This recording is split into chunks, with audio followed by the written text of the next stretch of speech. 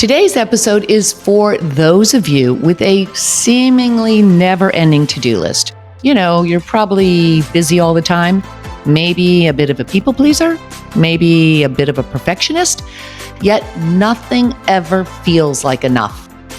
My guest is a master certified neuro coach and doctor of physical therapy who once looked like she had it all until she became so burned out that she nearly shattered her marriage, her health, and her sense of self. If you have ever felt like you are hustling all the time and still coming up empty, this conversation will hit home. Burnout doesn't just come from your schedule or other people or external stress. It is deeply rooted in the brain's wiring, in our hidden beliefs about worth, success, and our need for approval. Today, Dr. Reana Mulcahy shares the neuroscience of burnout. Plus, she gives practical tools to help you rewire those patterns that keep you repeating the same behavior. This is your permission slip to stop pushing and start living. So stay tuned.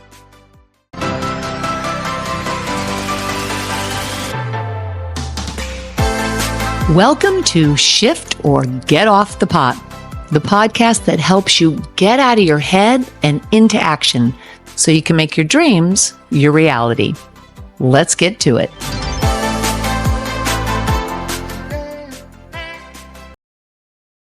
Welcome to today's episode where we are talking to all of you high achievers out there, those of you who might be just chasing success, or you are pushing and pushing and pushing because you are always trying to go after something more.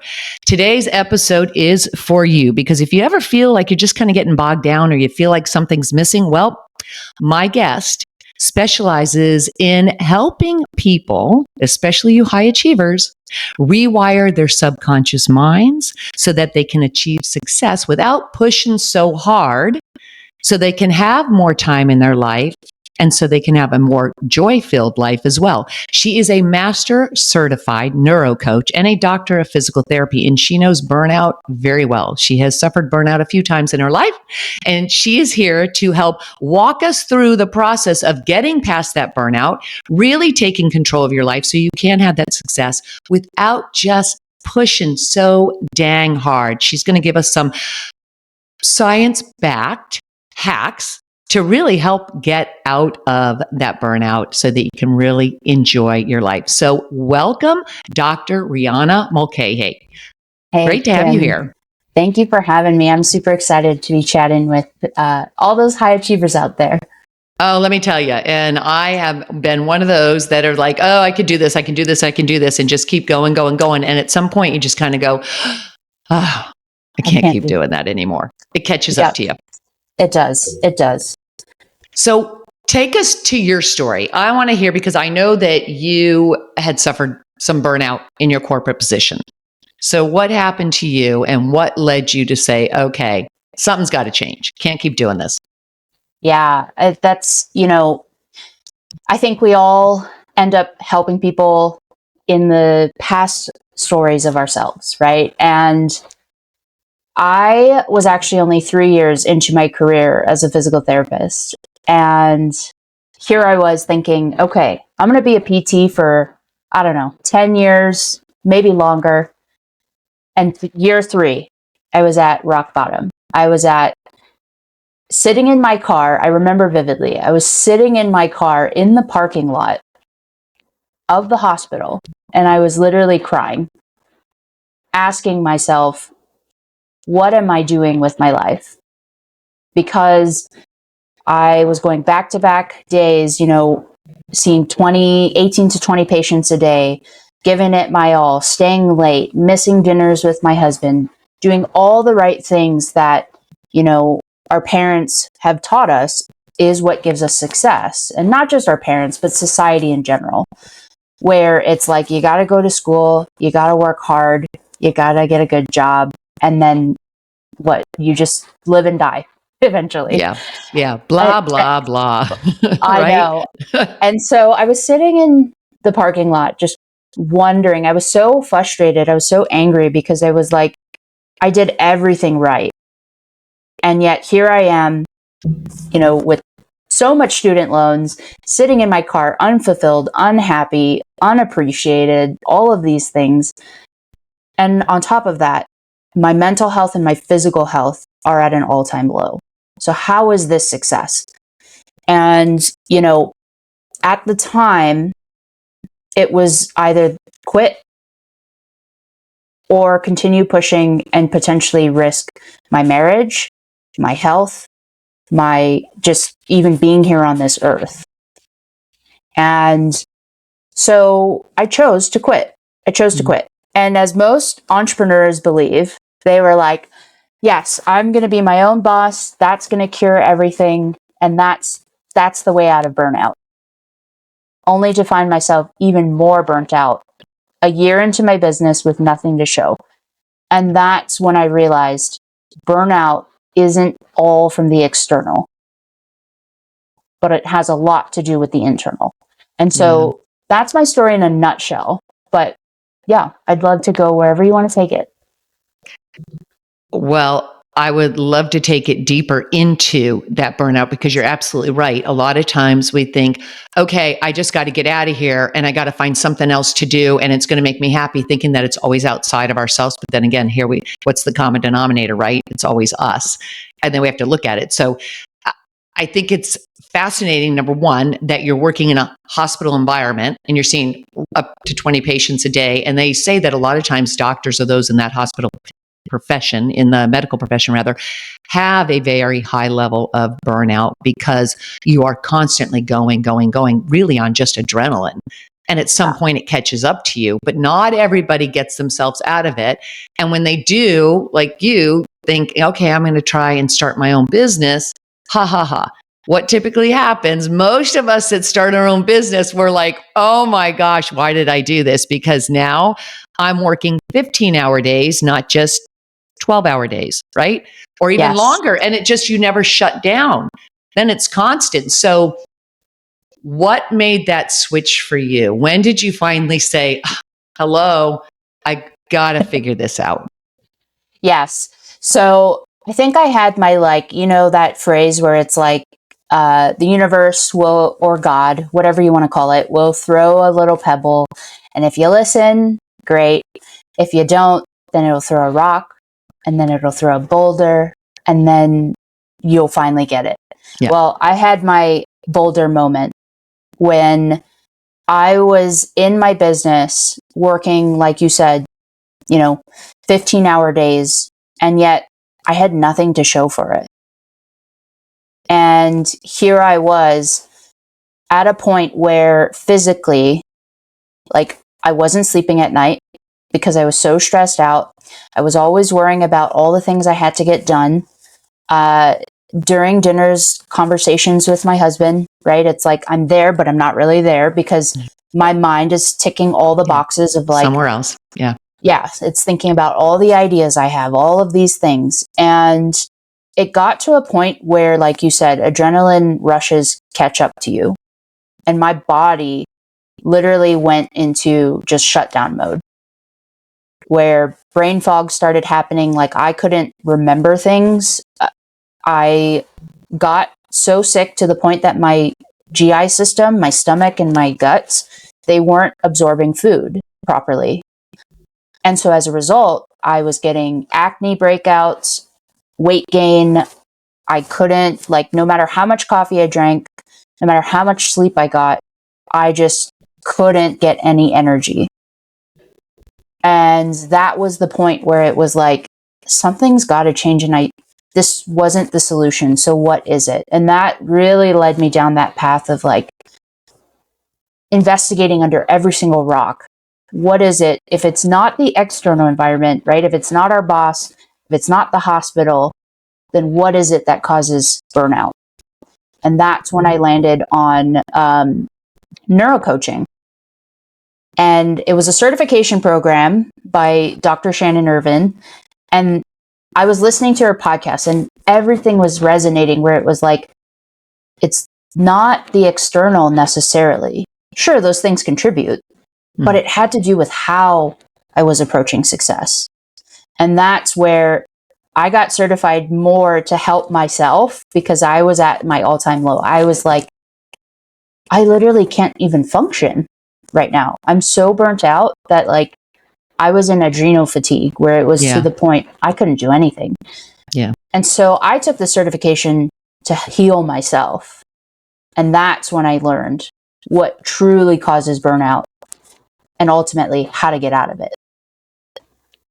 That adrenal fatigue shuts down so many areas of our lives. I mean, you mentioned the brain fog, and that's a very real thing. And I think a lot of times people just think, okay, I'm just tired today, or maybe I need more coffee. But brain fog is something it's a sign that your body's trying to tell you, okay, something's going on here. Or, I mean, even adrenal fatigue, like you said, acne, weight gain or weight loss, infertility. I mean, it causes so many different issues for people. And I don't think people realize just how damaging it is when you aren't paying attention to the signs that something's out of whack. And it could be like, okay, your marriage is gone, right? Something happens with that. Okay, that's a sign. But a lot of times people just say, okay, we've tried, but it's not working. But is it really, where's the responsibility? Or it comes back to your own health crisis and your own health issue.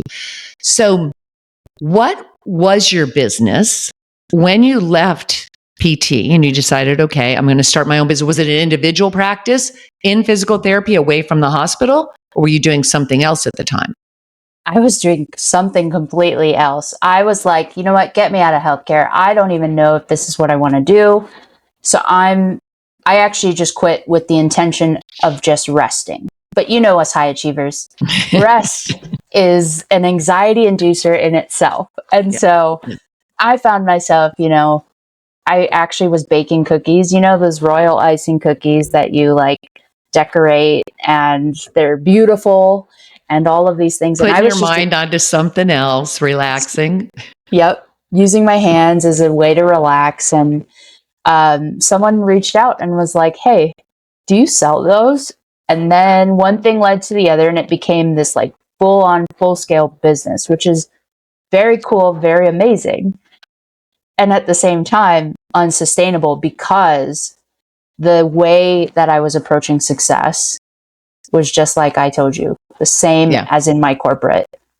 So that led to me, doing the same patterns of behaviors where it's people pleasing, where it's like going above and beyond to meet everyone else's needs except my own, like squeezing people in, even though I knew I had no capacity. And that is like the way that I was doing everything was being driven by a lot of the neuroscience, a lot of the subconscious beliefs that I had about what was required of me to be successful.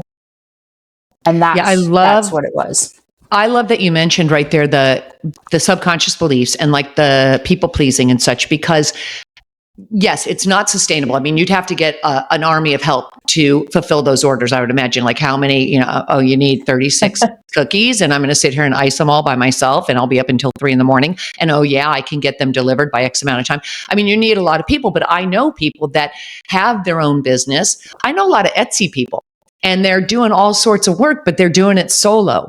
And that's just a recipe for disaster, because it does lead to burnout. And that right there, like you can look at it and say, well, you just need to get help. Yeah. But if you don't have the belief, number one, that you either can get the help, you have the money to get the help, all those other things that go on subconsciously that are telling us, oh, well, I don't need the help, or I can do it by myself, or I'm people, I got to be that high achiever. I'm the one for whatever reason. Then you just keep shooting yourself in the foot. And you're right back to the same damn problem. And it's not the cookie business per se, or even the PT business, because I know physical therapists that have thriving businesses and they're not even there. Because they have a whole team around them. So how then did you start making that switch? Was it just like, okay, I've got to start rewiring this and start taking a look at what's going on here? What's driving the bus here? Yeah. And so I think, when I hit that moment where it's like, okay, I'm up at 3 a.m. right now, my husband's sound asleep and I'm covered in royal icing here, like because of my own problems, right? My own behaviors of saying yes to everything out of fear that it's like, if I miss an opportunity, then that's going to be the one that, puts me on the streets and I'm failing. When I got to that point, it really forced me to look in the mirror, because this time I had no one else to blame, right? Like, there was no boss, there was no corporate system, and it all came down to me. So it was like, what am I doing that keeps me ending up here, burnt out, working till 3 a.m., like adrenal fatigue, all of these things? What is it that keeps getting me here? And that's where I started to really, when I was going through that certification, that's when I started to understand myself, because I started to see the neuroscience of how we wire in beliefs and how essentially that becomes the lens at which we look through everything. And that's what drives our decisions, actions, and ultimately what you get or don't get. So when I started looking at that and I started implementing the tools that I was getting trained in, I was doing it on myself first off. I started to notice differences and shifts and changes where it's like, okay, saying no to someone and enforcing a boundary used to give me like intense anxiety, where it was like, oh my God, I don't like conflict and I'm a people pleaser and all these things. And it's like, I started noticing being able to say, no, I don't have capacity for that, wouldn't trigger me as much. And that's when I started to realize, okay, this is how you get out of burnout, is we have to change what's driving the burnout behaviors in the first place. And ironically, those are also the things keeping us from success, right? Like, you think about business, for example. Well, the only way you can scale a business is you have a team. And it's like the very things that are keeping us burnt out are also, ironically, keeping us from the level of success that we want too. And that's really where the shifts started happening and where my energy started coming back. I started noticing, even my husband started noticing the way that I showed up, the confidence I showed up with. That all started to change as well, because this changed. Yeah, absolutely. And that is so key, that you start to become aware of that. And then you can say, okay, I'm okay saying no, even though it's really hard. And then, I've done this myself, and it's like, oh, I got to put some boundaries on that. And then there's kind of that like choke back a little bit. And then, but it's just more that you have to keep at it, right? It's just a matter of, I've just got to keep practicing and practicing and practicing it until I can kind of make that switch. Is that what you found? Is like, I just had to keep going, okay, I'm going to set these boundaries, or I'm going to learn how to just take that time for myself. I think that's where a lot of people stop short, is they think it's just the practice that will get them, the comfortability with the uncomfortability. But what I always tell my own students is that we cannot heal what we are not aware of. So it's analogous to essentially saying, oh, I'm going to fix my weight loss problem, for example, right? But not realizing what's actually at the root of that weight. So is it, habit change, or is it actually like a hormonal issue? And so like, I use that analogy a lot, where it's like, if you don't have awareness of what's at the root of these behaviors, then trying to change the behavior will only go so far. And so this is where my work comes in a lot of times. It's not just behavior change and practice. That's part of it. But it's also about understanding what is the fear that your brain is perceiving as a threat, because of a subconscious belief that's essentially causing you to go into fight, flight, or freeze mode, and then driving you to essentially do the people pleasing, not enforce the boundaries, say yes to every opportunity out of fear, right? All of these behaviors are driven from a much deeper standpoint. And if we don't know what that is for us, then all the behavior change, it's similar to trying to diet, right? It's like you can use willpower, but when you're already burnt out and you're already tired, willpower only gets you so far. And so using neuroscience to actually like leverage your brain's ability to change and to do it automatically while you're sleeping and those things, like that is what leverages your ability to then implement sustainable change. So I would argue that it's repetitions, yes. And it's also understanding, first off, what is the story that your brain is telling you that is causing you to like freak out in these moments and be triggered. So that's really where I help them dig even deeper. That is so key because it is almost like just putting a Band-Aid on it if you're just doing the repetition. Like you can change those habits. I get that, but it isn't lasting if you don't really understand what's driving the behavior, which is so important. And like you said, willpower is a short burst of energy. It's like a quick fix. It can get you started, but it doesn't last in the long run unless you know what's really behind that. So how do you work with people then to uncover what is that underlying belief that they keep maybe defaulting to without knowing it and saying, oh, that's what's doing it? Yeah. So a lot of students, when they come into the program, they come thinking, this is my limiting belief.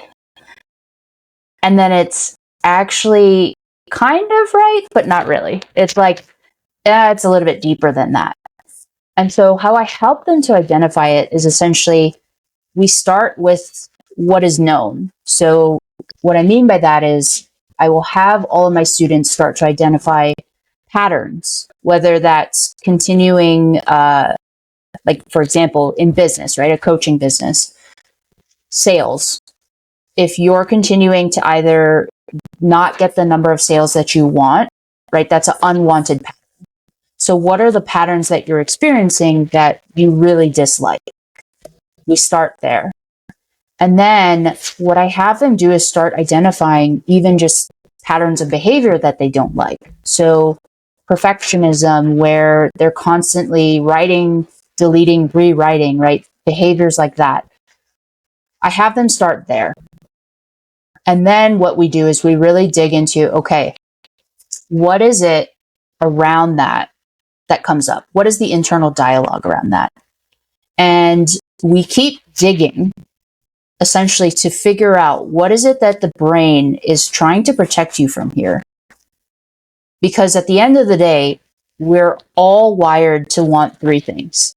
And that's love, safety, whether that's, physical safety, clothes on your back, roof over your head, food on the table, or emotional safety, and then acceptance. We want to be a part of a greater movement, something greater than us, right? A tribe.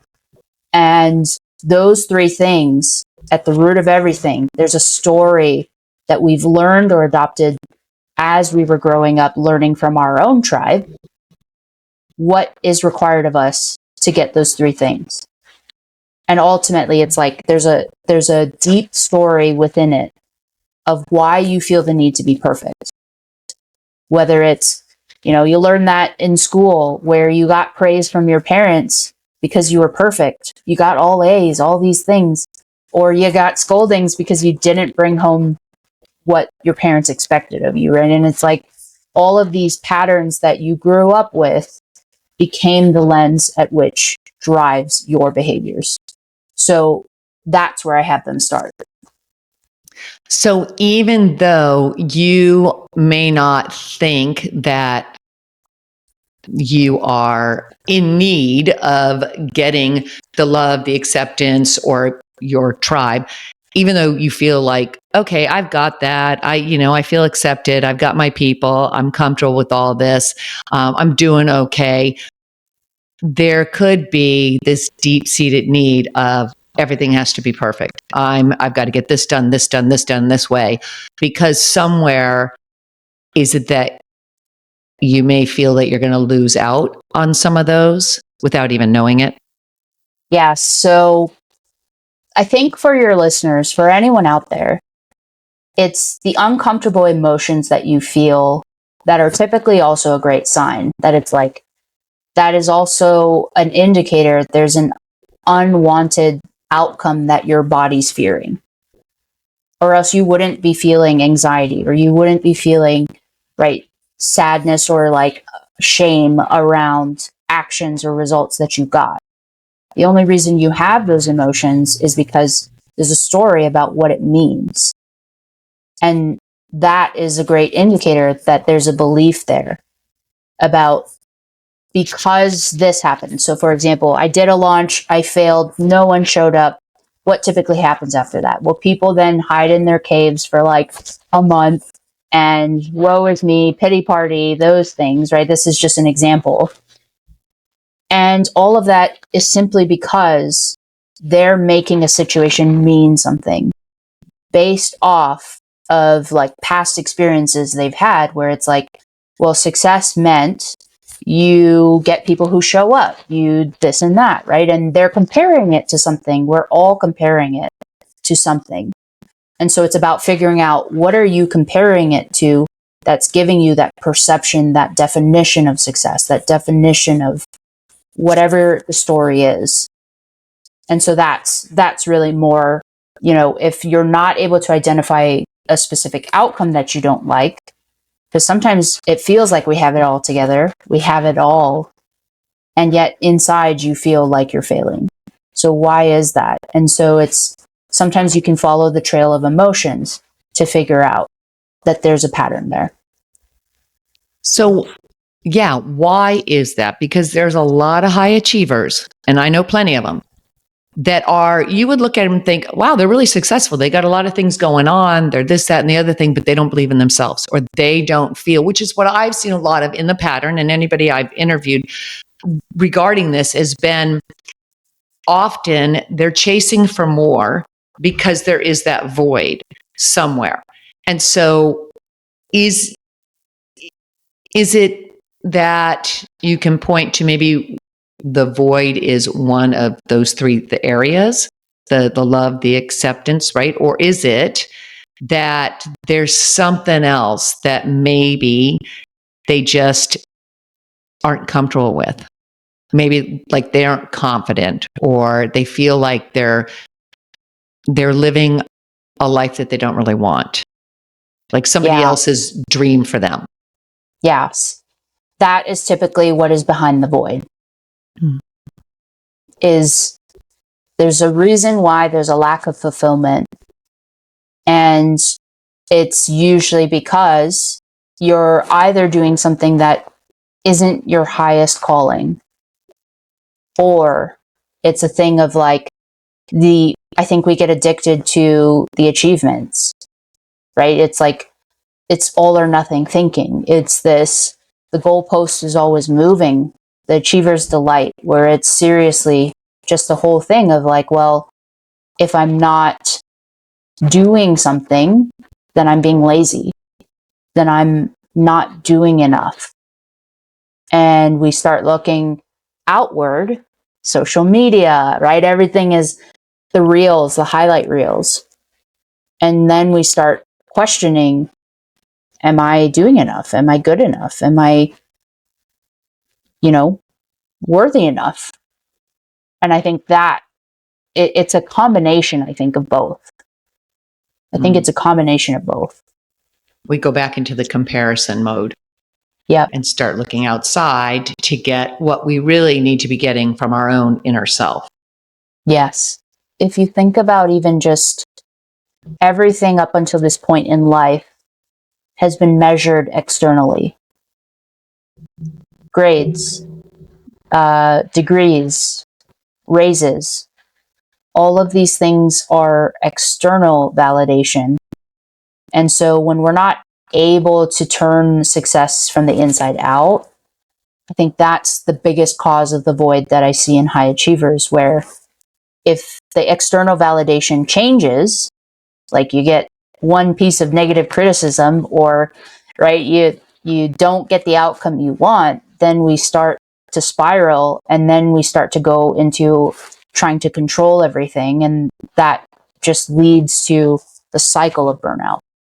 And that's what I've learned is it's not just the void, it's also the way that we're defining things. The way that we're defining things. Then, okay, so is there a way then to achieve a state where you feel like everything's aligned and you're not pushing so hard, like a flow state? Is there a way then to achieve that so things are a little bit easier? Yes, absolutely. Okay, so it's rewiring.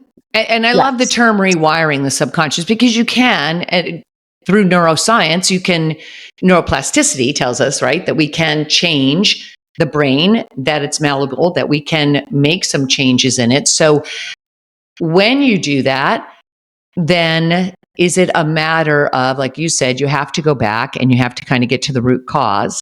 And then is it then a process of, okay, now that I know what this is and I've identified it, now do I just slowly take baby steps? Do I have to keep repetitive behavior? How is it that you start to enter more of that flow state so it is sustainable? Yes. Part of what we teach next is, in the program, we teach a lot of brain-based tools. And the brain-based tools are meant to help you begin to dismantle, or in other words, neuroprune, to take it out of the subconscious. So it's the analogy that I give because I think as human beings, we're very visual, physical learners.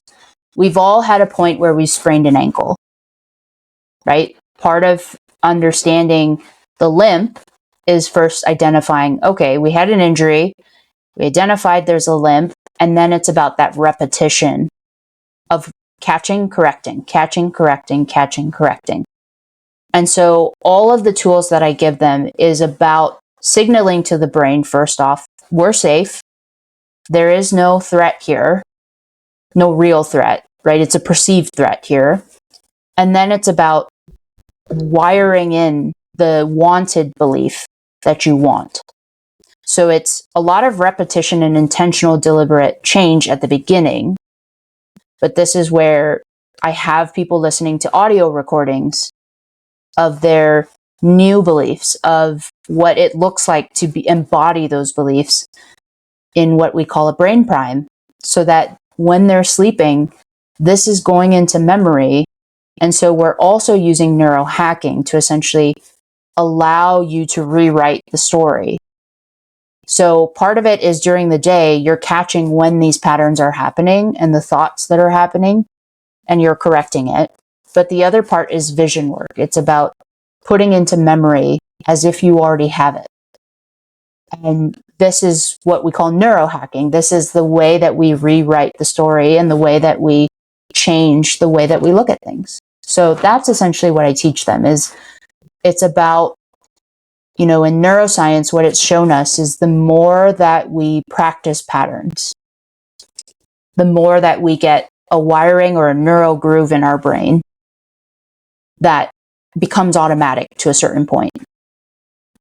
But the beautiful thing about neuroplasticity is you can change it, but just like how these patterns have probably been, you've been using it for 10 plus years, it's going to take some time to shift into the new way of doing things and neuropruning the old ways. So I don't know if that answered your question, Kim. No, it does answer my question, because it takes you through the process. It's like you have to become aware of it first. You have to look at it and say, okay, what's really going on here? What's the root cause? Because it's one thing to just say, okay, I'm going positive affirmations. I'm going to go do this, this, and the other thing, create the vision board. But, the vision board, if things aren't coming to life, there's a problem there, right? There's something that you're holding yourself back. And I mean, I know for myself, I kept hitting a financial ceiling in business, and I was like, what the heck am I doing? And I had to go back to that and look at it. And it was through coaching that with others that's saying, okay, what's really going on? Because you're not always I could see what it was going on, but I couldn't get to the root cause unless somebody could, that was like an objective observer that could sit outside myself and I could say, hey, here's what happens. What am I doing and why? And then really kind of laying it out there and then going, okay, let's make some changes here. And how you create really that new behavior through that, what you're saying is through a new neural pathway. You're really just going down that pathway, and almost like you've got one well-worn one over here, and now you're just hacking through all the brush, and you just got to keep going and going and going and create a new one. So you said it's okay, repetition, you have to keep doing it. I like things to be fast, change to be fast. And I believe that, once you make a decision, change is already starting to happen because you've made that decision. But as somebody that, is a high achiever, I will admit, can you fast track things? Have you seen people be able to say, look, I'm going to set a deadline here and I'm going to fast track this? How does that work? So in a sense, you're compressing time. Yes. And I've had student after student who, when they come in, they're like, at the beginning, okay, the very first exercise we do, Kim, is we create a brain prime. And that is essentially, what is the vision? What is like oh my goodness, if this happened in 90 days, that would be freaking amazing. And I promise you, every single time the students think I'm crazy pants because they're seriously just like, I don't think that's realistic.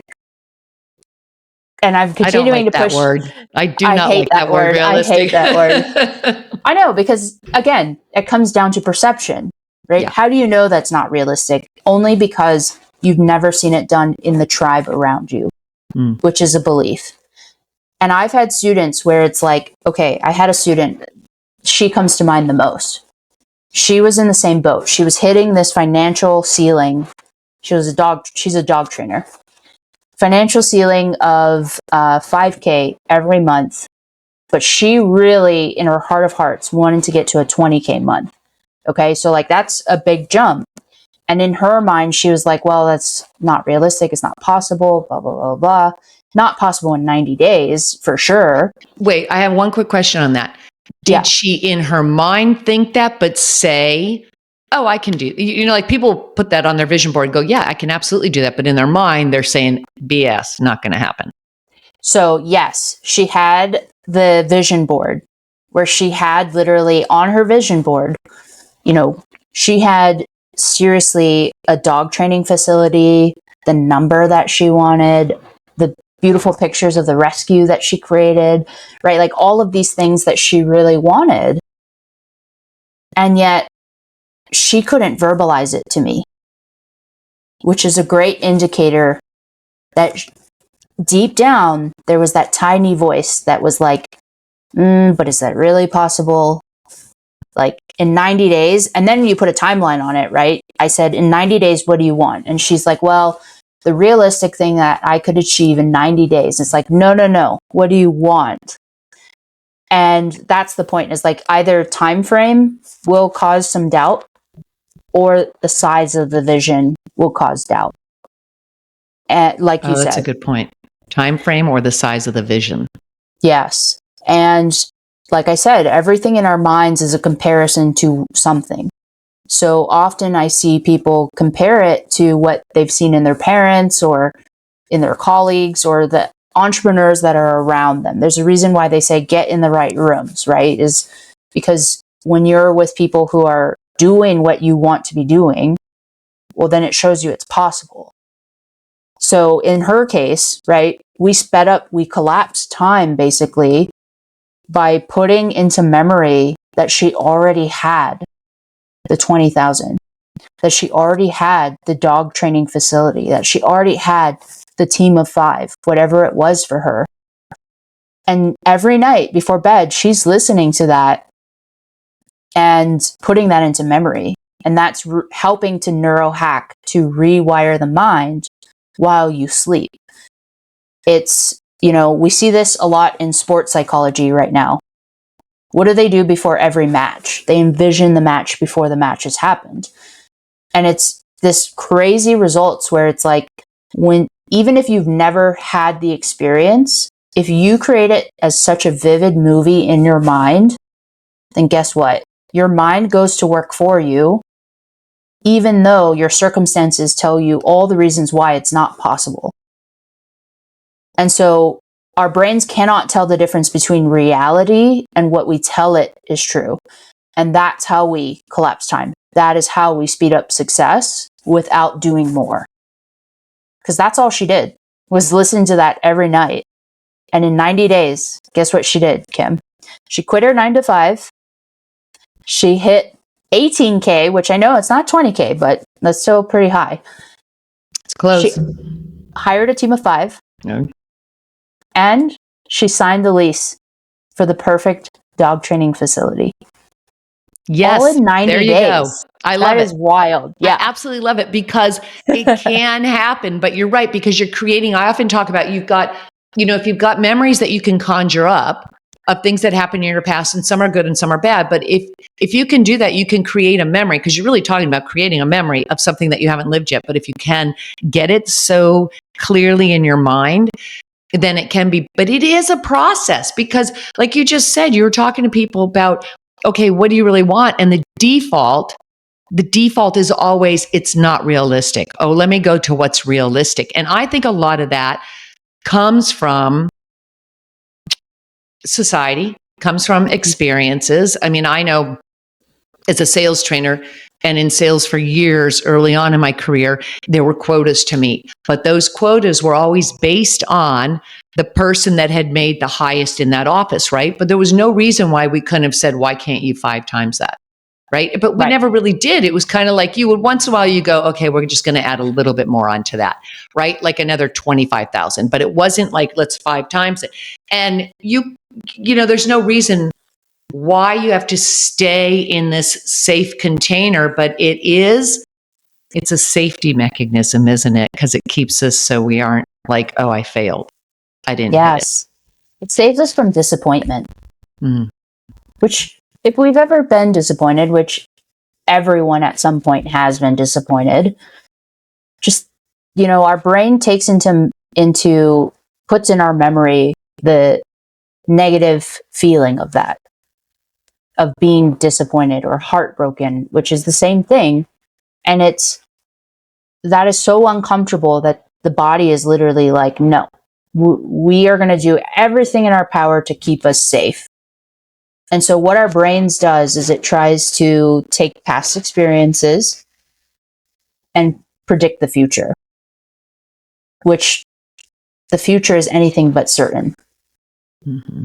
And so it's this whole thing of like, just recognizing that it's not your fault. If first off, like the default is fear and anxiety and those things. That is just your brain saying like, I've never seen this done, so I don't want to set you up to dream big and hope big and swing for the fences. And what if you fail?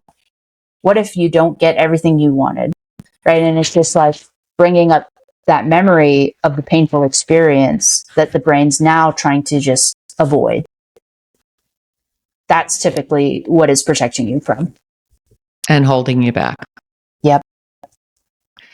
It's fascinating. The whole science of neuro coaching to me is fascinating, because it now gives us answers, and not only answers, but really a methodology to be able to change things, get rid of those limiting beliefs, and to be able to change things fairly quickly as well, so that you don't have to just keep struggling or going through the burnout. Because let's face it, the old ways of doing things it's different nowadays, especially when the internet came along, right? Especially the internet, social media, and all the tech. And now people look at things and say, wait, I can work from home and I can do this in a shorter amount of time. If you recognize what might be holding you back and you're willing to change it. Yeah. And, the biggest sign of that is if you're doing all the things, like, you're showing up, you're doing the webinars, you're implementing the strategies, all of those things, and you're still not getting the results you want, then typically there's a blind spot there of why it's not showing up. And that can really affect the energy of which you show up within a strategy. And so I have students all the time, they're high achievers, they're go-getters, they're not afraid to roll up their sleeves, do the work, put themselves out there.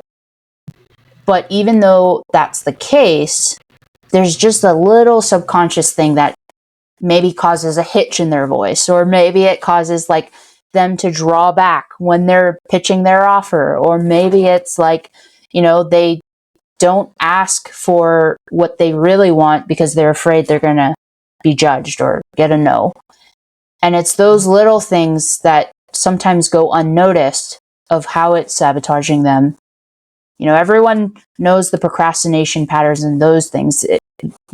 People aren't actively choosing those, but it's those little things where it's like I'm taking action, but it's like not showing up confidently, or I'm avoiding the really scary stuff. That's typically on the other side of that where your next breakthrough is.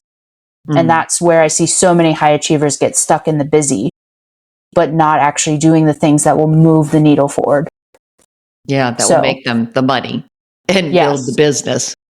But it is true, because sometimes it is so often those little things like body language, or like you just said, like the hitch in your voice, or even things like I've read books on social cues and where you're leaning back a little bit, or you adjust something. And if everything is energy, people pick up on that, those signs, even though you think it might be so subtle, but people pick up on that, whether you are, speaking in a room full of executives, you're leading something, people see what's really going on. And if your belief is waning, so it's being able to say, whoa, I got to show up here and really show up more confidently. But that comes from that all comes to that underlying belief.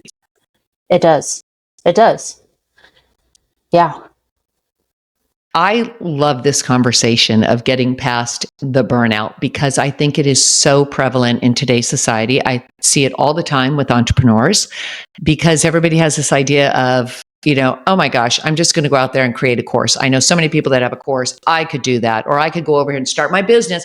I want to start a cookie business. I'm so good at this. I love it. People told me I should do it. But then if you don't have the right mental structure in place, so that's really what it is. Because somebody can give you the tools and the strategies, and here's what you need to do, and say, oh, you just need the finances.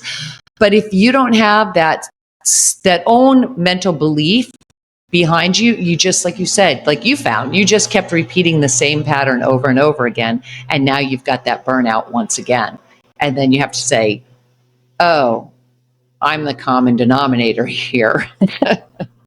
Yes. And to your point, it's like, you need a good strategy? Yes, absolutely. And at the same time, the strategy only works as well as you do. And that comes down to, how are you showing up within the strategy? And that's your thoughts and your beliefs and your actions. And so that's ultimately, whether you're getting what you want or don't want, it comes down to the common denominator, which is, how are you showing up? What is your energy? What is the way that you are presenting to the clients, right? And they're all coming in with their own lenses, and they can feel that energy too. So it matters. Yeah, 100%. 100%. They can feel that energy too. Such an important conversation, and such important work too, because you really are able to help people get past that chasing, that pushing so hard, and to just reclaim their life and enjoy their life. And honestly, that's what it should all be about. Not this go, go, go all the time. I know it because I did it for quite a while, and and then made some changes. And like you, I literally sat on my sister's back patio crying, going, I can't do this anymore. I hate it. I don't want to do this. And I thought I loved what I was doing at the time. I was in sales, and I was like, no, there were parts of it I enjoyed, but man, most of it was though just because I had just hit that wall. It was the same thing. And it wasn't aligned for me. It wasn't what I really wanted to do, but also mostly because I was just feeling so overwhelmed. And so it is, I think, like you said in the beginning, sometimes, boy, if you don't see that pebble or that rock, ooh, you're going to get hit hard with that boulder. Yeah, I'm assuming you had a big boulder moment too, but yeah, I did. Seriously. Yeah, I did. And thank God my sister sat right there as a life coach. And I said, blah, and then made some changes and literally made some changes the fall. I came back home and was like, boom, this has got to change. Here we go. Let's go to it. And then said, oh, I'm working a lot here. And then the same thing, same kind of, you just, and then you have to go, okay, I have to make some adjustments here. I have to make some adjustments. But it was working with a great coach. And I have found that to be so important is that, you can read personal development books. And I am a big personal development junkie. My very first business that I owned was with a company called Success Motivation Institute. They were like the pioneers in self-help programs. So I studied this for a long time, but I will tell you, there's a huge difference between getting your nose in a personal development book and thinking that you can just, okay, that's going to be enough. It's like going to a motivational conference. It gives you a shot in the arm, but it's not going to be sustainable because if you don't address what is the underlying patterns of behavior that's running the show here, it takes a long time to get yourself on track when things can be so much easier. Oh my gosh. And I am living proof. So much easier and much more enjoyable, as I'm sure you are as well. Yeah. And it's that integration piece. That's what you're not getting you could listen to podcasts all day long. You could read the personal development all day long. But if you're not taking action to correct the thought patterns, the behavior patterns, it doesn't do anything. It's integration that causes it. Just like that analogy I gave with the limp, right? If someone tells you have a limp, but you don't do anything about it, you're still going to have a limp. Yeah. It's about catching it and changing it. And that's the beautiful part about neuroplasticity, though, is at a certain point, it becomes the new automatic. And then it gets easier. And so, it's a temporary work in progress to make leaps and bounds, to make strides. And it's amazing work. I love this work so much because, like you said, I'm living proof of how much your life can change when you change and the way you look at things changes. So I love it. Beautiful. I love this. I absolutely love it. And I am grateful that you did get that boulder moment and that you made some changes so that you now can go out there and help other people, help them to figure it out for themselves too, so they can have a life that's much more in flow and easier. Because let's face it, it gets to be easy, right? We love it when it's easier. Yes. Thank you so much, Dr. Reana Mulcahy, for being here. We will put all of your information down below for people to be able to reach out to you. I know you have a podcast as well, and you do have a program, as you mentioned, so that people can also go through your program and learn how to get past that burnout, learn what might be holding them back, and how they can take the steps to correct it. Absolutely. Thanks for joining me. Thank you for having me. Absolutely.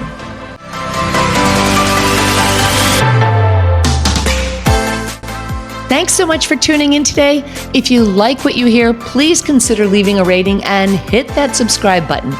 And if you know someone who would benefit from this episode, please share it with them. I'll be back again next week with another episode of Shift or Get Off the Pot.